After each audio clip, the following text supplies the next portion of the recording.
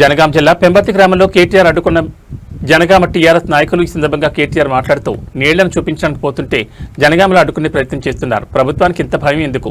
నీళ్లు ఇస్తే యూరియా వడ్లు కొనాలి, బోనస్ ఇవ్వాలి. దమ్ముంటే చేతనైతే మంచి చేసి ప్రజల మనసులు గెలవాలి. ఏదేమైనా కన్నెపల్లికి పోతాం, 1,00,000 క్యూసెక్కుల నీళ్లు రైతులకు చూపిస్తాం. 1,00,000 క్యూసెక్కుల నీళ్లు పోతుంటే చేతకాని ముఖ్యమంత్రి ప్రభుత్వం యొక్క దొంగతనం బయటపడుతుందని భయంతో పోకుండా ఆపుతున్నారన్నారు. ముఖ్యమంత్రి రేవంత్ రెడ్డి సూచన మేరకే అడ్డుకుంటున్నారని అన్నారు.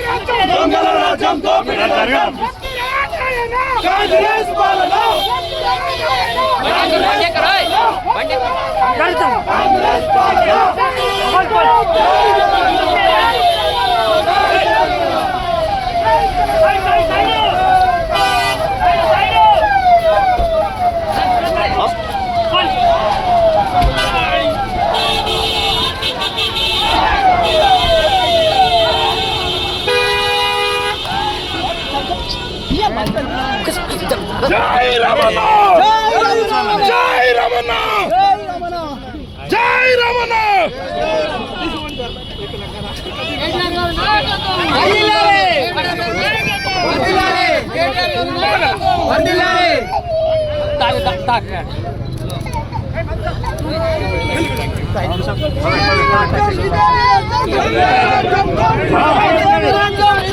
కింద 1,00,000 క్యూసెక్కుల నీళ్లు, ఒకటి కాదు రెండు కాదు 1,00,000 క్యూసెక్కుల నీళ్లు కన్నెపల్లి దగ్గర కిందికి సముద్రంలోకి వృధాగా పోతా ఉన్నాయి.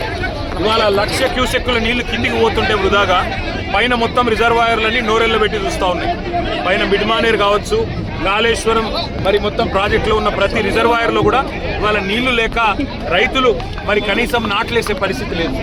కింద 1,00,000 క్యూసెక్కుల నీళ్లు ఏవైతే వృధాగా పోతున్నాయో వాటిని చూపెట్టడానికి రైతులు మొత్తం తెలంగాణలోని రైతాంగం మొత్తానికి ఈ ప్రభుత్వం యొక్క దుర్మార్గమైన వైఖరిని చూపెట్టడానికి కన్నెపల్లి దగ్గర పంప్ హౌస్లో మోటార్లు చాలు చేస్తే మేడిగడ్డ బరాజ్తో సంబంధం లేకుండా ఇవాళ మొత్తం తెలంగాణను సస్యశ్యామలం చేసే విధంగా కాళేశ్వరం ప్రాజెక్టు కేసీఆర్ గారు డిజైన్ చేసినారు.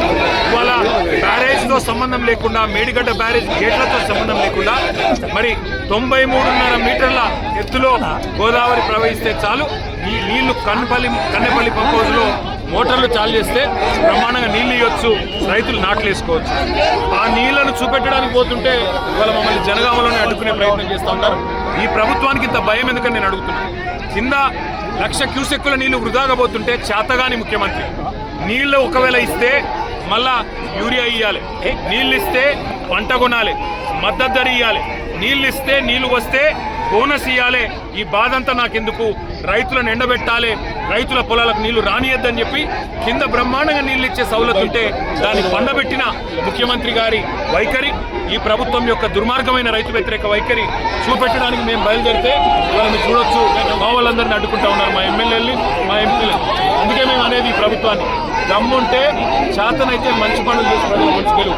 ఇవాళ ఉద్దేశపూర్వకంగా మమ్మల్ని అడ్డుకొని వరంగల్ జిల్లాలోనే మరి ఇక్కడికిక్కడే ఆపాలని మీ ప్రయత్నం ఏదైతే ఉన్నదో ఖచ్చితంగా పోలీసులకు మరలబడైనా ఇక్కడి నుంచి పోతాం. తప్పకుండా కన్నెపల్లి చేరుకొని అక్కడ ప్రవహిస్తున్న 1,00,000 క్యూసెక్కుల నీళ్లను రైతులకు చూపెడతాం. తెలంగాణలో ప్రభుత్వం ఎంత చేతగాని దద్దమ్మ ప్రభుత్వం ఉందో తప్పకుండా తెలంగాణ రైతాంగానికి మొత్తం చూపెడతాం. ఎందుకు అడ్డుకుంటున్నారు? భయం ఎందుకు?